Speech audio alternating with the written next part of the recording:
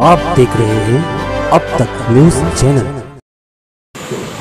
बुलंद इकबाल साहब की कुछ यादगार तस्वीरें जिन्हें देखकर आँखों में आंसू आ जाए और पुरानी यादें ताज़ा हो जाए। ऐसी ही तस्वीरें आपकी आँखों में आंसू ला सकती है।